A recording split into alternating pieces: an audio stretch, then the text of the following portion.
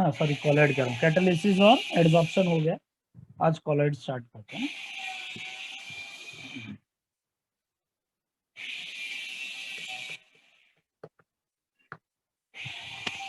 Next heading डालेंगे colloid, है ना, कॉलॉइड।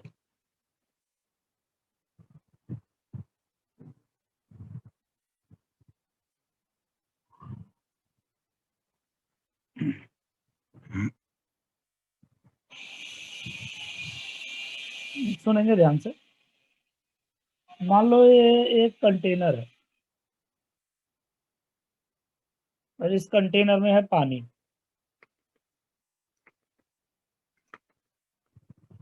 ठीक है। इस पानी में हमने क्या किया, बाहर से डाल दिया नमक, NaCl, सॉल्ट डाल दिया।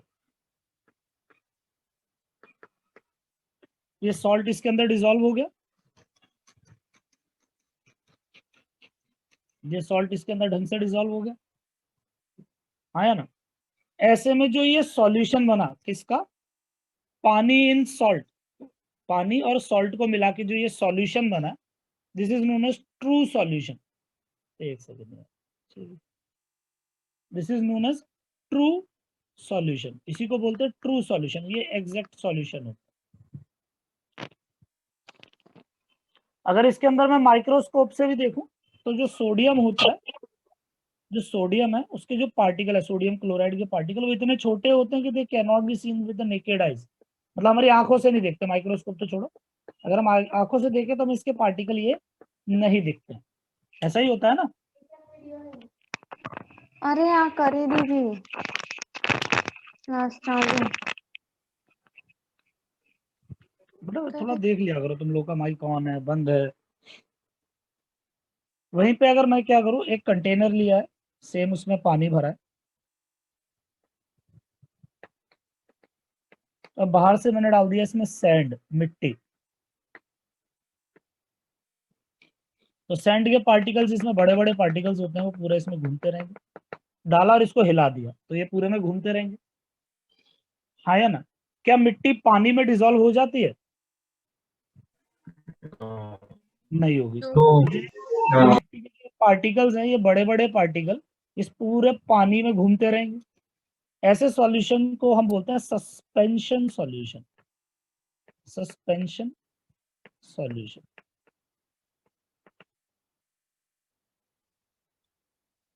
क्या ये दो बातें समझ आई या नहीं आई? यस सर, आ गई। हाँ, एक पानी में नमक डाला डिसॉल्व हो गया, एक पानी में मिट्टी डाली एक सस्पेंशन बन गया। इन दोनों में कुछ डिफरेंसेस की बात करते हैं, ठीक है। दोनों में ये जैसे सॉल्यूट सॉल्वेंट है, तो जो ये सॉल्यूट के पार्टिकल हैं, क्या ये हमें आंखों से दिखेंगे इसमें ट्रू सॉल्यूशन में? No sir, no sir. क्या हमें इसमें अपनी आंखों से दिखेंगे? Yes sir, yes. जो फील होता है वो बताते रहना, है ना। ट्रू सॉल्यूशन जो है, इसको अगर मैं थोड़ी देर के लिए छोड़ दूं तो क्या नमक के पार्टिकल नीचे सेटल हो जाएंगे?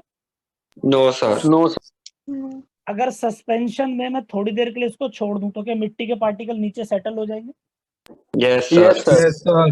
यानी मैं बोल सकता हूँ कि सस्पेंशन के जो पार्टिकल्स होते हैं उन पे ग्रेविटी लगती है, लेकिन ट्रू सॉल्यूशन के पार्टिकल्स पे ग्रेविटी नहीं लगती, ठीक है। अगर मैं बोलूं तो ये सॉल्यूशन क्या है, होमोजीनियस है या हेट्रोजीनियस है? Homogeneous. This is a homogeneous system. क्या ये होमोजीनियस है या हेट्रोजीनियस है? हेट्रोजेनियस। बहुत अच्छा बेटा, ये हेट्रोजीनियस है, ठीक है। अगर मैं बात करूं, मैं इसमें एक लाइट की बीम पास करता हूँ ना, एक वो लाइट नहीं होती, वो जो ऐसी ऐसी आती है, दबाओ तो रेड कलर की लाइट निकलती है आगे से, है ना। तो अगर वो रेड लाइट, मान लो इसमें से एक लाइट पास करवाऊं मैं, तो वो लाइट जाके मतलब आर पार हो जाएगी या नहीं होगी? हो जाएगी। है ना, ग्लास का है ऐसा, ठीक है, हो जाएगी, बिल्कुल हो जाएगी, बिकॉज ये ट्रू सॉल्यूशन है, बिल्कुल ट्रांसपेरेंट होता है। लाइट डालो, आर पार लाइट चली जाएगी। अगर इसमें लाइट डालें, अगर इसमें लाइट डालें तो क्या लाइट सीधी चली जाएगी या नहीं जाएगी? मतलब नहीं जाएगी। नहीं जाएगी, है ना। ऐसे इसलिए ऐसा बोला जाता है, this solution is a transparent and this is opaque. Transparent में लाइट स्ट्रेट पास हो जाती है और ओपैक में लाइट मतलब टकरा के वापस आ जाती है, मतलब वो आर पार नहीं जाती। ठीक है, उसके अलावा सबसे मेन बात जो फील करके बोलना है, ये जो ट्रू सॉल्यूशंस होते हैं, NaCl क्या था, सॉलिड लिक्विड या गैस? सॉलिड। पानी क्या था, लिक्विड। तो जब सॉलिड को लिक्विड में डाला तो एक ट्रू सॉल्यूशन बन गया। इस ट्रू सॉल्यूशन की स्टेट क्या है, सॉलिड है, लिक्विड है या गैस है? लिक्विड है। Liquid. The physical state of this true solution is liquid. ठीक है सर, पानी में मिट्टी मैंने डाल दी और हिला दिया, जो सैंड था उसकी फिजिकल स्टेट थी सॉलिड, इसकी फिजिकल स्टेट क्या थी, लिक्विड। और जब दोनों को मिलाया तो फिजिकल स्टेट क्या हुई, सॉलिड, लिक्विड या गैस? सर कह नहीं सकते सर। एक्चुअली कह नहीं सकते, बिल्कुल सही बात है। और एक्चुअली ये ना मेरा सवाल ही गलत है, इसकी फिजिकल स्टेट एक है ही नहीं, इसकी दो फिजिकल स्टेट है, सॉलिड एंड लिक्विड। नहीं समझे भाई, मैं ये बोलना चाह रहा हूँ कि इसकी भाई इसकी फिजिकल स्टेट क्या तुम बोलोगे सॉलिड है? बिल्कुल नहीं है, क्योंकि लिक्विड भी तो है इसमें। क्या लिक्विड है? नहीं, सॉलिड भी है। एक्चुअली सॉलिड लिक्विड दोनों है ना। तो अगर मैं बोलूं भाई इसकी फिजिकल स्टेट सॉलिड है या लिक्विड है या गैस है, गलत बात है, क्योंकि ये इट एग्जिस्ट, ये ऐसा सॉल्यूशन है that exist in two phases, इसके ये दो फेज में एग्जिस्ट करता है, सॉलिड में और लिक्विड में, दो चीजों का कॉम्बिनेशन है। ओके। कुछ फील हुआ या नहीं हुआ? हुआ सर। ओके, तो ये हमें ट्रू और सस्पेंशन सॉल्यूशन में फर्क पता चल गया। और एक बात और भी होती है, इसके जो पार्टिकल्स होते हैं ना, the size of this particle is less than 1 nanometer, 1 nanometer से कम होता है, सॉरी लेस देन 1 नैनोमीटर, है ना, 1 नैनोमीटर से छोटे होते हैं, इसी वजह से ये हमें नेकेड आइज से नहीं दिखते। और जो ये सस्पेंशन सॉल्यूशन होते हैं, इसका जो साइज होता है पार्टिकल्स का, that is greater than 1000 nanometer, 1000 nanometer से बड़े होते हैं। इस वजह से इतने बड़े हो जाते हैं कि हमें आंखों से भी दिखते हैं और ग्रेविटी भी इन पे काम करती है। तो ट्रू और सस्पेंशन में डिफरेंस सबको समझ आ गया होगा। इन्हीं दोनों के बीच का एक सॉल्यूशन होता है, जैसे मैंने पानी लिया और पानी में कोई एक ऐसा कंटेंट डाला, जैसे मैं एग्जांपल के तौर पे कहता हूँ, मान लो पानी में मैंने डाल दिया स्टार्च, है ना, या ग्लूकोज डाल दो, ग्लूकोन डी वाला जो हम ग्लूकोज पीते हैं वो ग्लूकोज डाल, ठीक है, ये हमने इसमें डाल दिया। तो ऐसे में एक नए टाइप का सॉल्यूशन बनता है जिसको हम कहते हैं कोलॉइडल सॉल्यूशन। ठीक है, कोलॉइडल सस्पेंशन भी बोला जाता है, कोलॉइडल डिस्पर्जन भी बोला जाता है, सिंपल कोलॉइड भी बोला जाता है, कोलॉइडल सिस्टम भी बोला जाता है ना। This is known as colloidal solution या कोलॉइडल सिस्टम। और इसमें जो पार्टिकल का साइज है that is in between 1 nanometer to 1000 nanometre.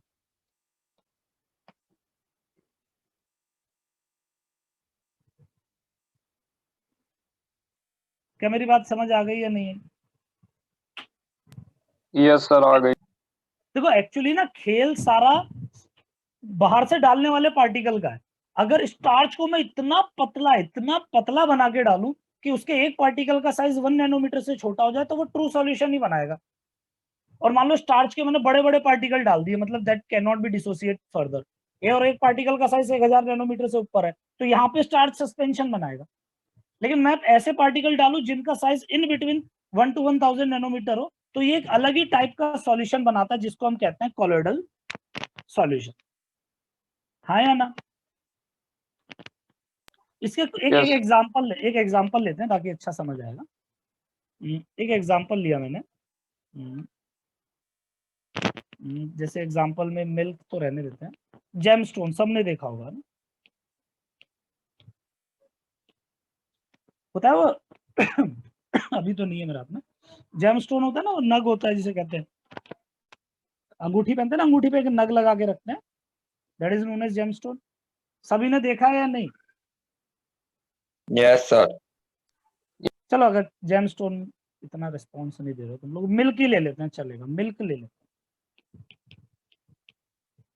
Milk ले लो, या फिर जो होता है ना गाड़ियों से जो धुआं निकलता है ना, स्मोक ले लो, या बटर सोच लो, दिमाग में कोई भी एक सोच लो, जिसकी जो श्रद्धा हो वो सोच लो। ये एक एग्जांपल मैंने ले लिया। मैं मिल्क को लेके शुरुआत करता हूँ। मान लो यहाँ पे बन गया मिल्क, ठीक है। अब वही सारी बातें एक एक करके पूछते हैं, क्या इसके एक एक पार्टिकल, जो इसके अंदर पार्टिकल्स होंगे, भाई देखो मिल्क भी एक चीज नहीं है ना, वो भी एक सॉल्यूशन है, सिस्टम है, दो चीजें उसमें मिली हुई होती है, ठीक है। तो जो तुम किसको, मिल्क को देखोगे, क्या मिल्क के अंदर जो पार्टिकल्स होते हैं, नॉर्मली वो ऑयल के पार्टिकल्स होते हैं, फैट के, क्या वो पार्टिकल हमें आंखों से दिखते हैं? No sir. बेटा थोड़ा फील करते हुए करना, क्योंकि इसके अब तुम थ्योरी है, थ्योरी तो मुझे पढ़ानी है, बट थ्योरी को पढ़ने से पहले तुम्हें कोलोइडल सिस्टम क्या होता है वो फील करना पड़ेगा। आज से पहले कभी नहीं पढ़ा तुमने कोलोइड। क्या क्या तुम्हें मिल्क के अंदर के पार्टिकल्स दिखते हैं आंखों से? नो नहीं। सर। तो पार्टिकल्स ऑफ कोलोइड है ना, colloidal particles can not be seen with the naked eyes. तो ये ट्रू सॉल्यूशन की तरह होगी प्रॉपर्टी, ठीक है साहब। दूसरी बात अगर मैं पूछता हूँ कि होमोजीनियस या हेट्रोजीनियस, मिल्क को दिमाग में रखते हुए क्या होगा, ये होमोजीनियस है या हेट्रोजीनियस है? होमोजीनियस। ओके, तो ये इसकी डिफरेंस देखो कितना बड़ा है। Colloidal systems are seems to be homogeneous, जितने भी कोलोइडल सिस्टम होते हैं वो होमोजीनियस दिखते हैं, लेकिन रियलिटी में वो होते क्या है, हेट्रोजीनियस। नहीं आया? नहीं आया। मैं ये बताना चाह रहा हूं बेटा, जैसे तेरे को मिल्क देखने में होमोजीनियस दिख रहा है ना, तुझे तुझे यही लग रहा है कि मिल्क तो होमोजीनियस है, बट वो देखने में तेरे को दिख रहा है, रियलिटी में वो हेट्रोजीनियस है। ऐसा है कि दूध है और दूध के अंदर बीच बीच में से फैट के पार्टिकल्स पड़े हैं, और वो इसको हेट्रोजीनियस बना दे रहे हैं।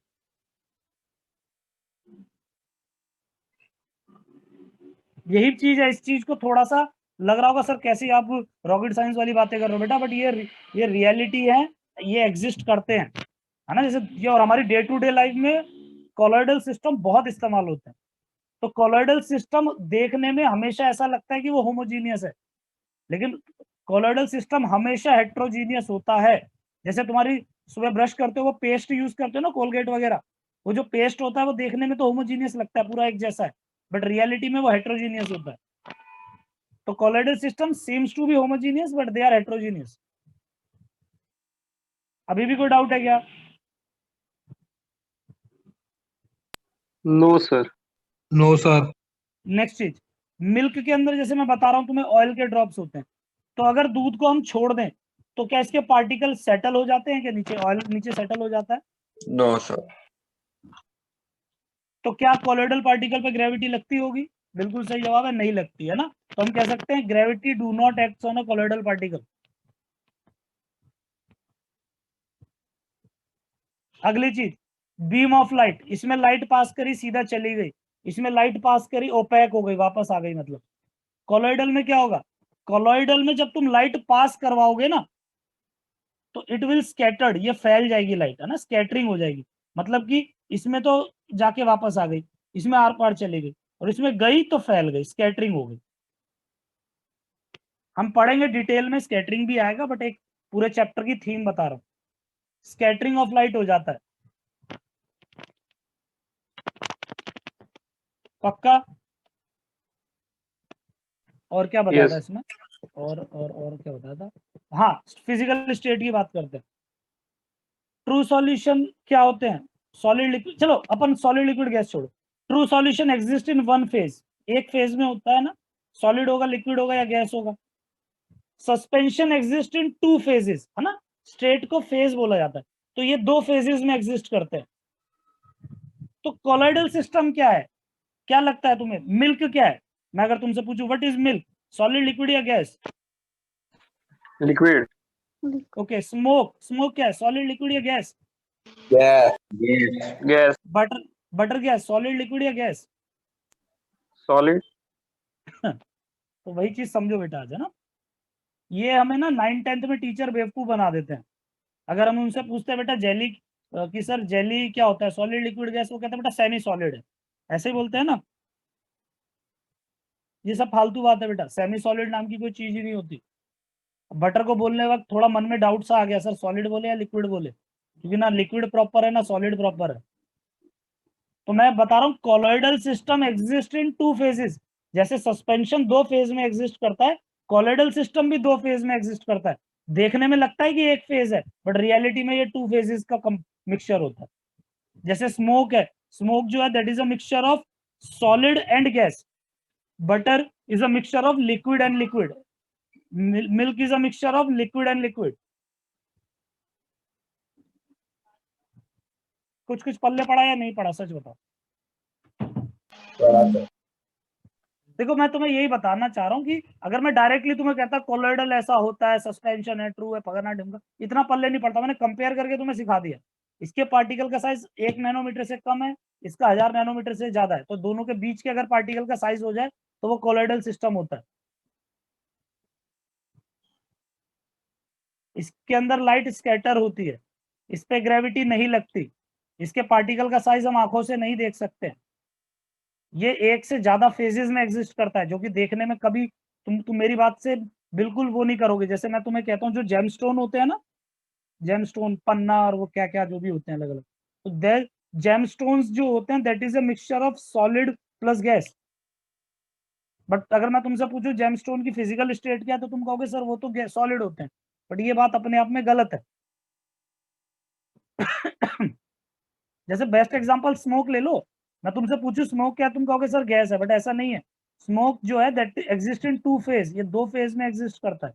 क्या क्या है? सॉलिड प्लस गैस का मिक्सचर होता है।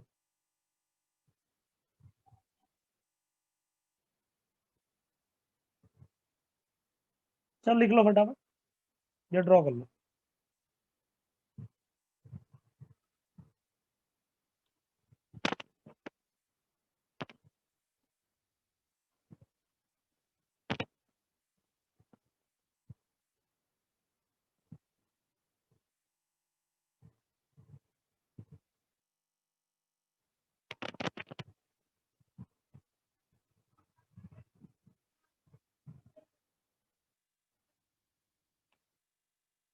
अगर कोई जेई नीट के पॉइंट ऑफ व्यू से अगर मैं बात करूं ना बेटा, जेई नीट में सबसे ज्यादा सवाल कोलोइडल सिस्टम पे आते हैं। सबसे ज्यादा सवाल इसी सिस्टम पे पूछता है वो। मतलब एक्चुअली हमें पढ़ना ही कोलोइड है, तो हम कोलोइडल सिस्टम ही पढ़ने वाले हैं, ये दोनों नहीं पढ़ते हैं, है ना। ये तो हम पढ़ ही चुके हैं मेरे हिसाब से। सॉल्यूशन चैप्टर ट्रू सॉल्यूशन ही तो था पूरा। Yes. सेकंड चैप्टर पढ़ा हुआ तो ट्रू सॉल्यूशन ही था। सस्पेंशन हमारे कोर्स में नहीं होता है ना, हम सस्पेंशन के बारे में नहीं पढ़ते, और कोलोइडल आज पढ़ रहे हैं।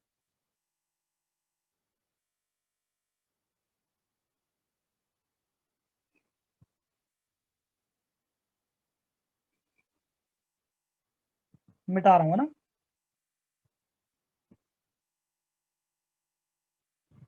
चलो फटाफट एक ऐसा टेबल सा भरेंगे ताकि क्लियर हो।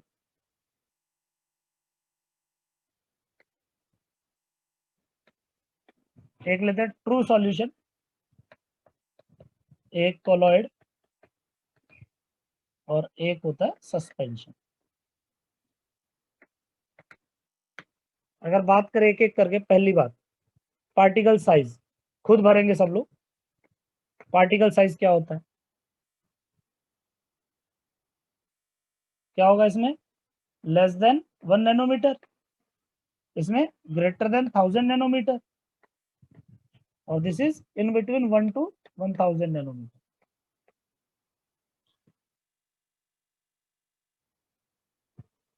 दूसरा अगर बात करें,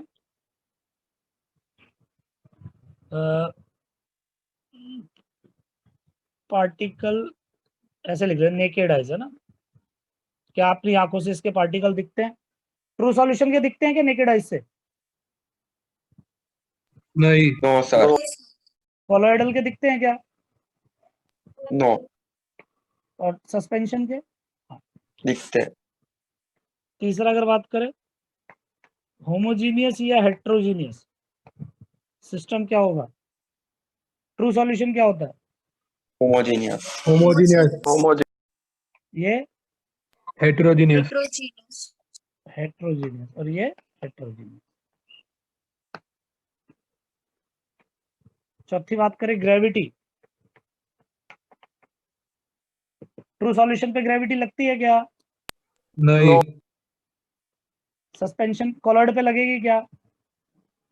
नो, और सस्पेंशन पे? यस। यस, लाइट है ना, पास अगर करेंगे तो लाइट अगर इसमें से पास करेंगे तो क्या हो जाएगा?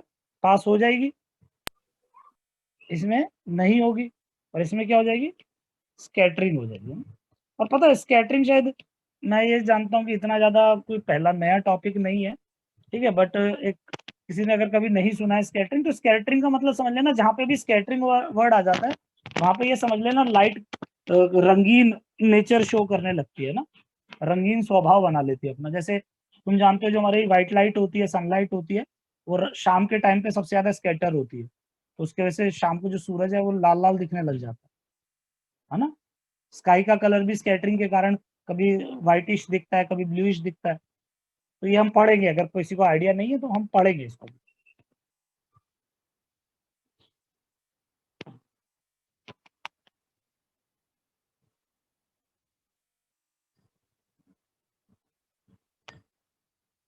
मिटा दूं क्या? Yes yes sir. सर। और क्या बोला था यार मैंने, ये 5 थे और कुछ था पॉइंट। एक फिजिकल हाँ, एक Physics. फिजिकल फेजेस, वो इम्पोर्टेंट भी है ना, वो ध्यान रखना। अगर बात करें छठा पॉइंट, इसका फेज, तो ये कितने फेज में एग्जिस्ट करता है? 1 phase. It exist in 2 phase. It exist in 2 phase, है ना। 2 तो नॉर्मली हम देखो, ट्रू सॉल्यूशन 1 फेज में होता है, और जैसे तुम्हें पता है ना, हमें तो एक का ही पढ़ना था। जैसे मान लो पानी में नमक डाल दिया, तो इसको हम सॉल्यूशन कहते हैं, बाइनरी सॉल्यूशन, क्योंकि 2 चीजों का है। पानी में नमक के साथ मान लो चीनी भी डाल दी, तो 3 चीजों का सॉल्यूशन हो गया ना। तो ऐसे कोलॉइडल 3 सिस्टम का भी बन सकता है। तो ऐसे में फिजिकल स्टेट, या मैं ऐसे लिख देता हूँ, फेज इज ग्रेटर देन और इक्वल्स टू 2। 2 या 2 से ज्यादा का फेज होता है। क्या मेरी बात समझ आ गई या नहीं है? क्योंकि Yes. 2 बोलना अपने आप में एक अधूरी इंफॉर्मेशन है बेटा, है ना। फेज 2 या 2 से ज्यादा हो सकता है। बस 6 थे, और कुछ था? और कोई बोला था क्या? ग्रेविटी हो ही गया है, साइज, पार्टिकल साइज हो गया, हाँ ठीक है, यही है।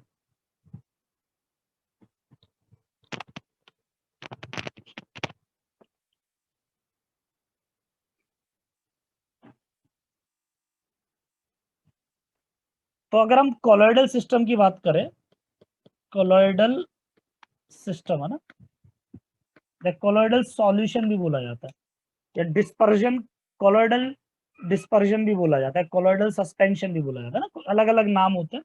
कोलॉइड दिख गया मतलब समझ जाओ कोलॉइडल की बात हो रही है। ये कंटेनर है और हम ये कोलॉइडल सिस्टम बना रहे हैं, तो इसमें लिक्विड है, कोई एक पार्ट सब्सटेंस है जिसमें कोई दूसरी चीज मिलाई गई। सॉल्यूशन के केस में इसको क्या बोलते थे? सॉल्वेंट, लिखना मत ये बात। और इसको बोलते थे सॉल्यूट, यही होता था ना। ये कब यूज करते थे word? In case of true solution. तो कोलॉइडल सिस्टम में इनका नाम क्या हो जाता है? देखो, सॉल्वेंट का नाम हो जाता है डिस्पर्जन, डिस्पर्जन मीडियम, ठीक है। शॉर्ट में मैं इसको डीएम बोलूंगा, मैं डीएम बोलता हूँ ना, एनसीईआरटी में नहीं होता है। Dispersion medium.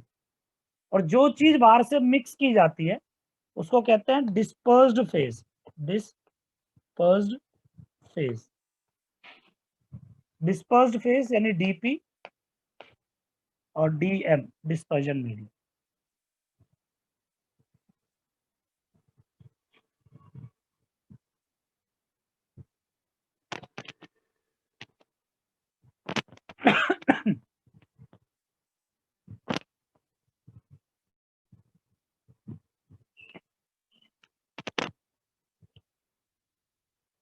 इसकी डेफिनेशन लिख लेंगे।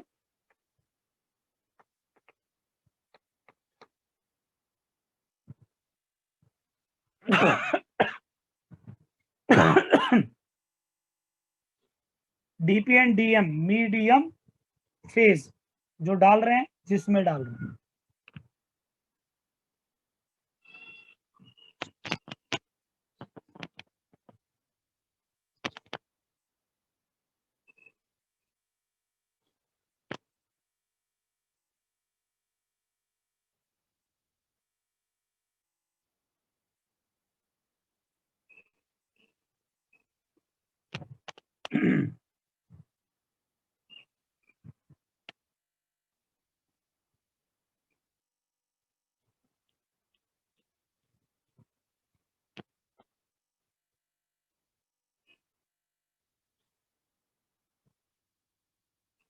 बिठा दूं क्या? हाँ बोलू क्या बेटा? डेफिनेशन लिखेंगे. Yes, sir. It is defined as a heterogeneous mixture. लिखेंगे. It is defined as the heterogeneous mixture. मैं एनसीईआरटी से लिखवा देता हूँ. ऐसे ही कुछ हो गया एनसीईआरटी में, जब तक मैं बोल रहा हूँ लिखो. It is defined as the heterogeneous mixture. It is defined as the heterogeneous mixture of dispersed phase,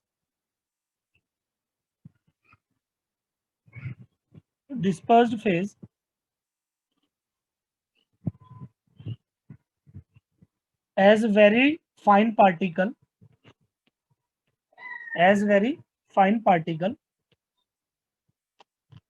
in another substance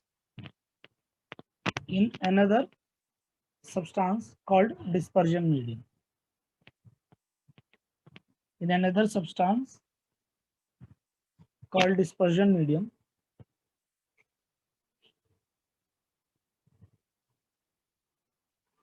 such that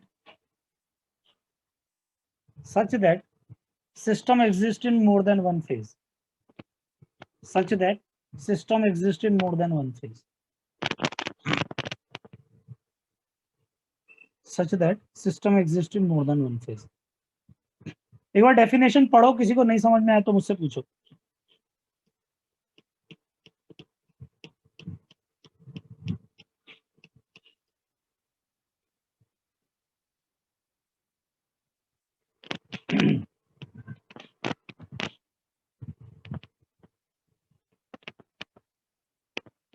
आ गया सबको? मैंने क्या लिखा है?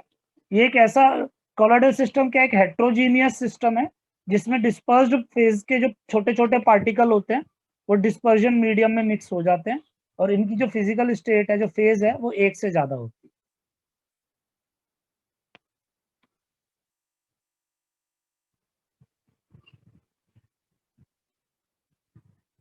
देखो एक चीज समझना, एक बात को, इसको लिखना मत, सिर्फ समझना है बेटा ना. मान लो मैंने नाइट्रोजन को हाइड्रोजन के साथ रिएक्ट करवाया और अमोनिया बन गया. यहाँ पे मैंने लिया आयरन लिया. ध्यान से मेरी बात सुनते रहना बेटा. अब N2 और H2 के पार्टिकल आए और इसके सरफेस पे चिपक गए. इसके सरफेस पे चिपक गए और सरफेस पे चिपके और प्रोडक्ट बना के, अमोनिया बना के बाहर निकलने लगे. क्या मेरी बात ये समझ आ रही है या नहीं आ रही? Yes. एड्सॉर्प्शन ने सिखाया sir. हमें, एड्सॉर्प्शन ने हमें सिखाया कि ये क्यों आके इसके पास चिपकते हैं. फिर कैटालाइसिस ने हमें सिखाया कि भाई एड्सॉर्प्शन थ्योरी के हिसाब से यहाँ पे ये आयरन कैटलिस्ट की तरह काम करता है, इनकी एक्टिवेशन एनर्जी को कम कर देता है और प्रोडक्ट बनाने में मदद करता है वाया ट्रांजिशन स्टेट.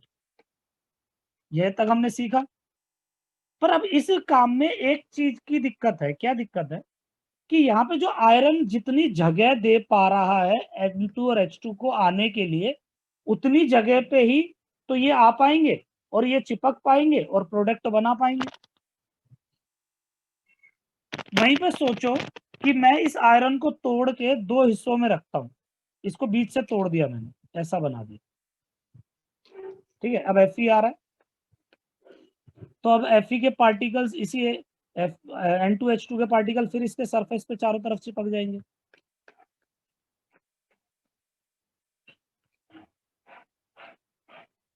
ठीक है, इतना ही आयरन था, बस मैंने अब दो हिस्से करके लगाया. मैं तुमसे पूछ रहा हूं, क्या अब इस केस में ज्यादा N2H2 डिपॉजिट हुआ या इस केस में? कौन से केस में ज्यादा N2H2 डिपॉजिट हुआ? सर दूसरे वाले में. दूसरे वाले में. दूसरे वाले में. क्या ये हमें फील हो रहा है इतना एरिया एक्स्ट्रा बढ़ गया काटने के बाद? Yes. अगर मैं इसको और 3 हिस्सों में तोड़ दूं तो क्या अब ज्यादा N2H2 डिपॉजिट हो पाएंगे? Yes sir. Yes. Yes. अब मैं इसको मान लो 6 हिस्सों में तोड़ दूं, इतना ही आयरन है और भी टुकड़े कर दिए, तो और भी ज्यादा N2H2 डिपॉजिट हो पाएंगे? Yes. अब मैं इसको छोटा करते करते करते करते इतना छोटे छोटे इसके पार्टिकल्स बना दूं कि, एक सेकंड, इतना छोटे छोटे, गेट बंद करके छोटा, इतने छोटे छोटे पार्टिकल इसके बना दूं कि इतने छोटे पार्टिकल की हर एक पार्टिकल का साइज 1 से 1000 नैनोमीटर के बीच में हो जाए, 1 से 1000 नैनोमीटर के बीच का हो जाए। तो ये भयंकर, मतलब वेरी वेरी, मतलब मैं सोच भी नहीं सकता, ये समझो इतना ज्यादा सरफेस दे देगा, इतना ज्यादा, मतलब जितना N2H2 ये डिपॉजिट कर रहा था, इससे लाख गुना ज्यादा ये कर पाएगा। क्यों? क्योंकि सरफेस एरिया मैंने बहुत बढ़ा दिया। नहीं समझ आया? आया सर। आया अब अगर मन में डाउट आए तो सर आपने यही रेंज क्यों ली, 1 से कम भी कर लेते और भी ज्यादा बढ़ जाता, या 1000 से ज्यादा रखते, तो 1000 से कम रख लेते ना, और कम। तो बेटा अगर 1000 से कम में रखता तो पार्टिकल का साइज इतना छोटा हो जाता, इतना छोटा कि उस पे N2 और H2 आके डिपॉजिट हो ही नहीं पाते। क्या मेरी बात समझ आ रही है? ये इतना छोटा हो गया है कि अब ये सरफेस प्रोवाइड नहीं कर सकता किसी चीज को अपने ऊपर आके डिपॉजिट होने में।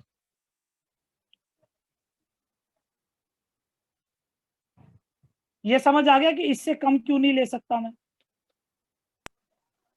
Yes sir. Yes sir. बेटा क्लास में आने के बाद बेंच के ऊपर ही बैठते हो ना तुम लोग, ऐसा थोड़ी है कि एक झाड़ू की तिल्ली लगा के उस पर बैठ जाओ। मतलब हमें एक मिनिमम स्पेस तो चाहिए ना पार्टिकल्स को किसी के सरफेस पे आने के लिए, तो उतना स्पेस 1 नैनोमीटर से कम पे प्रोवाइड नहीं होता, यानी कि जब पार्टिकल आके डिपॉजिट नहीं हो पाते। बात करते हैं 1000 से ज्यादा क्यों नहीं ले सकते। वैसे तो देखो ये भी एक बात अपने आप में क्लियर हो रही है कि जितना कम लेंगे उतना एरिया बढ़ जाएगा ना, तो ये एरिया ज्यादा होगा कंपेयर टू 1000 से ज्यादा। बट 1000 से ज्यादा लेने में एक घाटा और है। क्या घाटा है? अगर मैं सॉल्यूशन फेज में लेता हूं तो 1000 से बड़ा पार्टिकल अगर मैंने ले लिया तो ये पार्टिकल पे अब ये सस्पेंशन बन गया, हाँ या ना? 1000 से अगर मैंने ज्यादा ले लिया तो ये सस्पेंशन बन गया या नहीं? और जब ये सस्पेंशन बन गया तो इस पे ग्रेविटी लगेगी, तो ग्रेविटी लगेगी तो पार्टिकल आके नीचे इकट्ठे हो जाएंगे। तो जब पार्टिकल आके नीचे इकट्ठे हो गए तो अल्टीमेटली एरिया कम हो जाएगा ना, वापस देखो इकट्ठे हो गए। नहीं आया या आया? आया। आया ओके, एक्चुअली मैं तुम्हें ये समझाना चाह रहा हूँ, किसी भी, देखो तीनों पार्ट का मैं एक रिलेशन क्रिएट करना चाह रहा हूँ, एडजॉर्प्शन में, कैटालिसिस में और कॉलॉइड में, कि कॉलॉइडल एक ऐसा सिस्टम होता है, अगर मैं आयरन का कॉलॉइड बना के लगा दूं तो ऐसे में आयरन का जब मैंने कॉलॉइड बनाया तो आयरन के पार्टिकल इतना साइज के हो गए कि ये कैटलिस्ट की तरह काम भी कर रहे हैं, और दूसरा ये N2H2 को सरफेस भी दे सकते हैं, और जो ये सरफेस इस कॉलॉइडल सिस्टम में देंगे, इससे ज्यादा सरफेस ये पूरी केमिस्ट्री में किसी फेज में नहीं दे सकते। तो ऐसे में कॉलॉइडल सिस्टम का केमिस्ट्री में बहुत बड़ा रोल हो जाता है, as it provides a very good surface for a reactant. नहीं समझे या समझे? समझे। समझे ना इस बात को लिखना नहीं है, जस्ट एक फील करवा रहा हूँ, क्योंकि पूरे चैप्टर में यही पढ़ना है हमें बार बार। तो एक तुम्हें एक नाम भी जस्टिफाई हो गया क्यों कॉलॉइडल सिस्टम को हम सरफेस केमिस्ट्री में पढ़ रहे हैं। एज पर एक एनसीईआरटी एग्जांपल के हिसाब से बता रहा हूँ, एज पर एनसीईआरटी एग्जांपल, एक सेंटीमीटर इतना होता है, तो 1 सेंटीमीटर का अगर मैं एक क्यूब ले लेता हूँ, क्यूब ऑफ 1 सेंटीमीटर, है ना, ये एनसीईआरटी का डेटा बता रहा हूँ ना, काइंड ऑफ लूडो की जो डाइस होते हैं, है ना, वो 1 सेंटीमीटर का ही होता है। तो 1 सेंटीमीटर का अगर मैं एक लेता हूँ तो इसका सरफेस एरिया अभी ये मान ले बाहर से N2H2 आ रहा है, कितना सरफेस एरिया दे देगा बेटा ये? It will give a surface area of 6 centimetre square, right? यही होता है ना? यस इतना दे देगा। अगर मैं इसको तोड़ तोड़ के इसको कॉलॉइडल रेंज में ले आऊं ना, कॉलॉइडल रेंज में ले आऊं, यानी इसके ऐसे छोटे छोटे कॉलॉइडल पार्टिकल्स कर दूं, तो ये कितना एरिया देगा पता? 6 लाख सेंटीमीटर स्क्वायर का एरिया प्रोवाइड करता है। समझ रहे हो? 1 2 3 4 5, समझ रहे हो? 1 लाख गुना ज्यादा एरिया दे रहा है। तो समझ रहे हो कॉलॉइडल, यानी अगर तुम्हें ऐसे समझो ना, ये इसकी ऐसा समझो कि इस पार्टिकल की कॉस्ट थी 1 रुपए, 6 रुपए थी मान लो, तो 6 रुपए में तुम्हें 6 सेंटीमीटर स्क्वायर का एरिया मिल रहा था।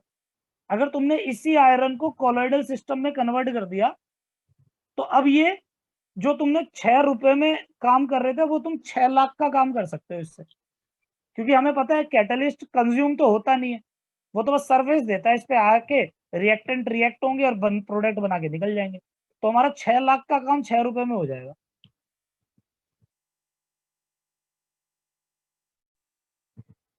हाँ या ना? Yes sir. Yes. चलो, अब उम्मीद करता हूँ कोलॉइडल सिस्टम क्या है सबको समझ आ गया होगा। अब मुझे और एक्सप्लेन करने की कोई जरूरत नहीं होनी चाहिए।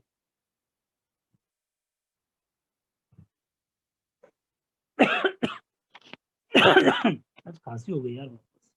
चलो नेक्स्ट लिखेंगे heading classification of colloid.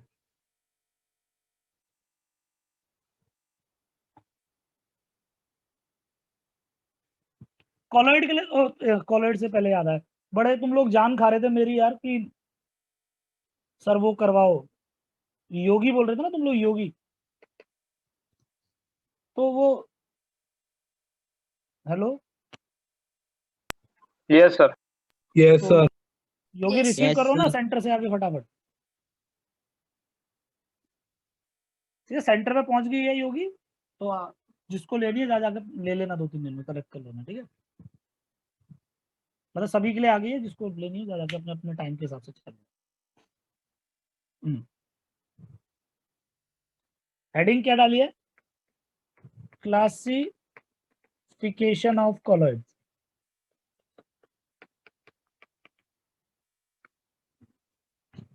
Colloids की क्लासिफिकेशन, कोलॉइड कितने तरीके के होते हैं?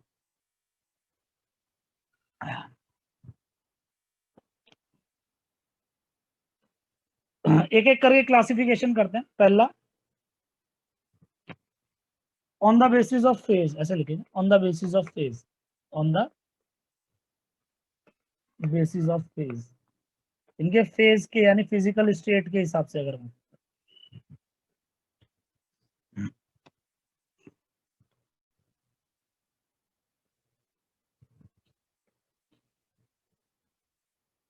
देखते रहना।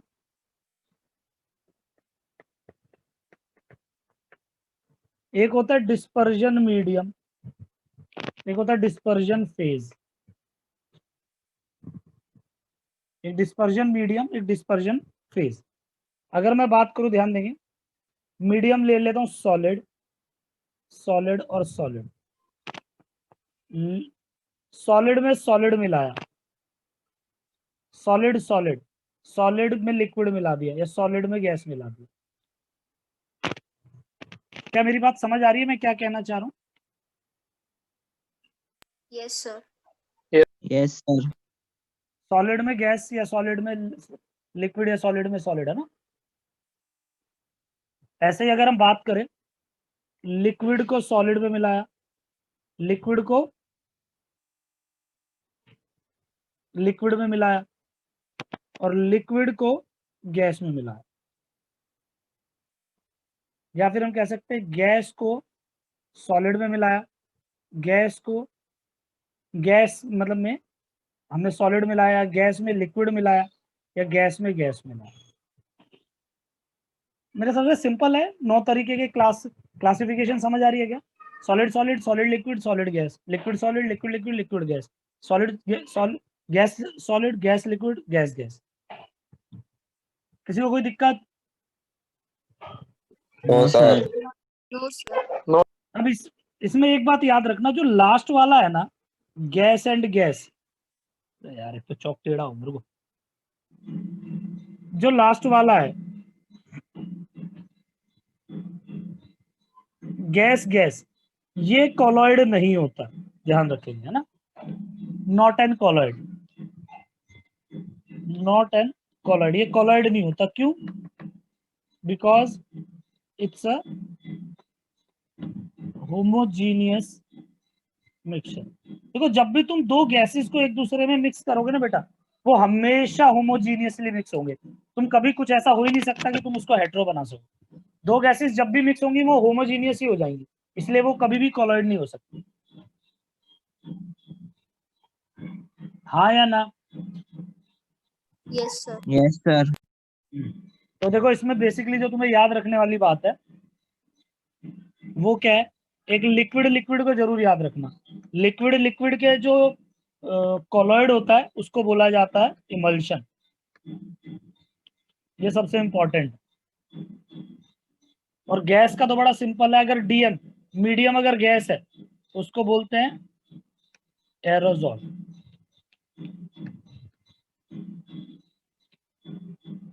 अगर सॉलिड सॉलिड का है तो उसको बोलते हैं सॉलिड सॉल्ट। इनके अपने अपने नाम होते हैं सबके। बेसिकली ये 3-4 तुम्हें ज्यादा याद रखने हैं। जो मैं एनसीईआरटी से दिखाता हूँ।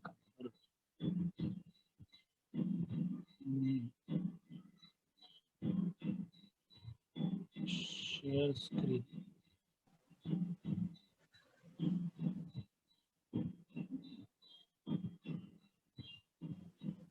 दिख रहा है सबको? नहीं? Yes, Yes, sir. sir. लिखो फटाफट लिखो। पहला देखो, सॉलिड सॉलिड है, सॉलिड लिक्विड है, सॉलिड गैस है ना, जैसा भी है देख के लिखो। इसमें तुम्हें ये नाम याद रखने बेटा, types of colloid, these are very very important. ये टेबल कंप्लीट कर लो यहाँ से, और इसके एग्जांपल्स भी लिख लेना, दो एग्जांपल सामने से। इनमें देखो डायरेक्टली एमसीक्यू पूछा जाता है, बहुत बार पूछा जाता है, चाहे जेई हो, चाहे नीट हो, चाहे तुम्हारा गुडसेट हो, चाहे बोर्ड हो। मतलब इमल्शन वाला क्वेश्चन तो मैं ये मान लो 7-8 साल में पता नहीं कितनी बार देख चुका हूँ, है ना। The liquid and liquid colloid is known as, option दे देगा 4, answer is emulsion. Liquid solid is known as gel, solid liquid is known as sol.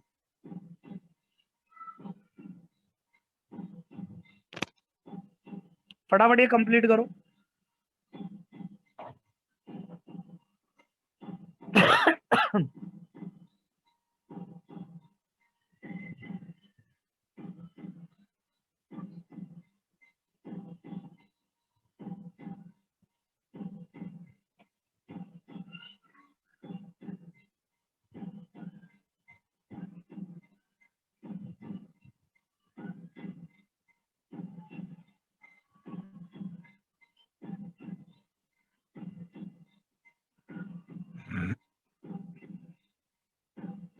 लिख लो तो बताना बेटा मुझे कि लिख लिया।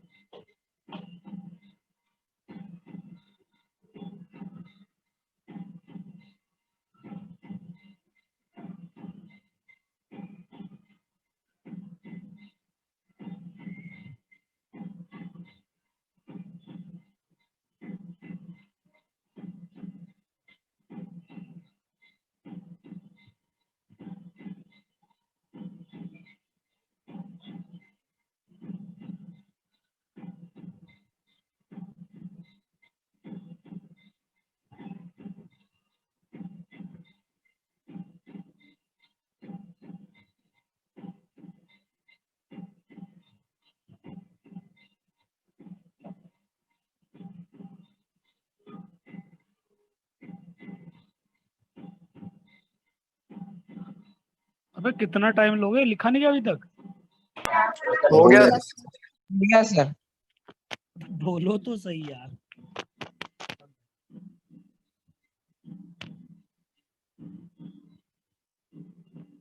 वो गैस गैस जरूर लिखना ना, नीचे गैस गैस लिख के काटना ताकि याद रहे। 8 तरीके के होते हैं, नोवा जो टाइप है वो नहीं होता, और रीजन भी पता होना चाहिए। क्लासिफिकेशन हो गई, मतलब क्लासिफिकेशन में पहला हमने लिख लिया on the basis of phase, है ना। सेकंड लिखेंगे on the basis of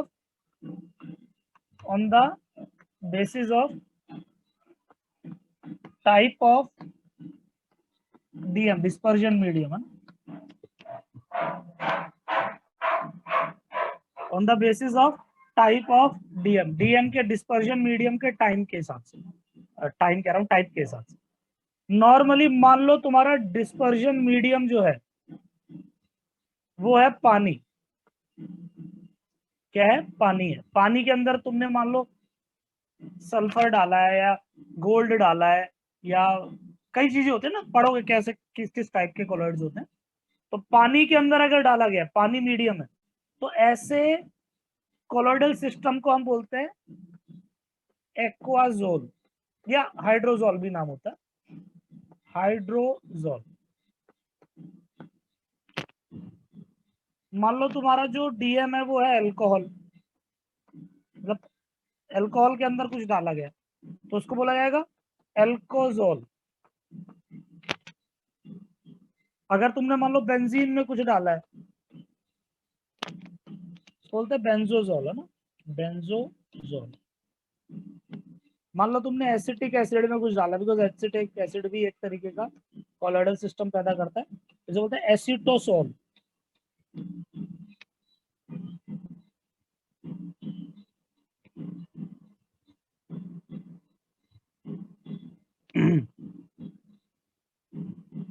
on the basis of type of DM में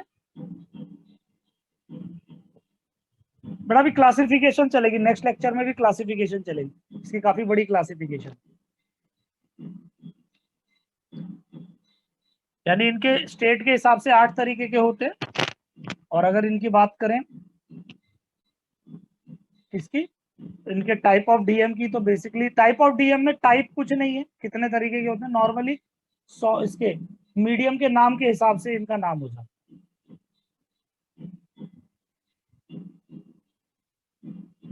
मिटा दूं क्या? Yes sir. Yes. चलो इसको कंटिन्यू तो नेक्स्ट लेक्चर में करेंगे। एक स्टेटमेंट है ना, बड़ा पूछता है, अच्छे लेवल के एग्जाम्स में कई बार आता है। एक स्टेटमेंट है, नोट डाल के लिखेंगे। कोई एक बच्चा एक्सप्लेन करेगा मुझे क्या बोलना चाह रहा है स्टेटमेंट के लिए, लिखेंगे कोलॉइड, कोलॉइड ऐसे लिख, colloid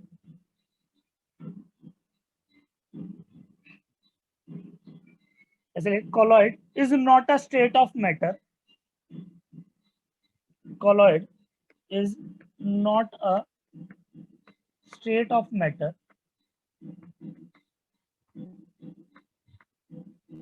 colloid is not a state of matter, it can be achieved। ऐसे लिखेंगे, तो colloid is not a state of matter, comma करके लिखेंगे, its state the colloidal state can be achieved। ठीक है, its state या ऐसे लिखेंगे, its colloidal state can be achieved।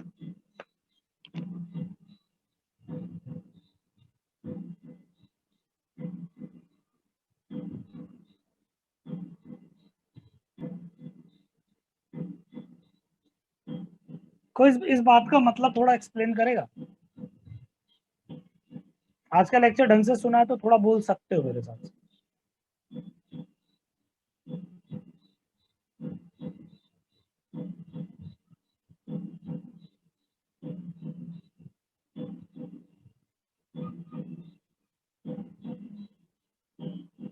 हाँ जी बोलो, कोई एक बच्चा कोई भी ट्राई करे। क्या मतलब है इस बात का?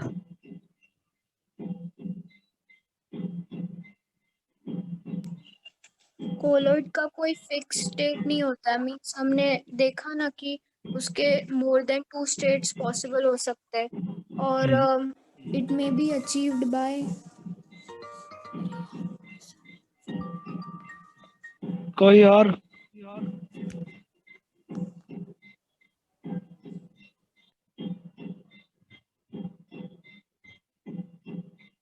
एक काम करना, इस पे सोच के रखना, नेक्स्ट लेक्चर में पूछूंगा मैं, रैंडमली से पूछूंगा, नेक्स्ट लेक्चर में इसको सोच के रखना क्या बोलना चाह रहे हैं। ठीक है, चलो आज का लेक्चर यही खत्म करते हैं, नेक्स्ट लेक्चर में देखेंगे। ठीक है।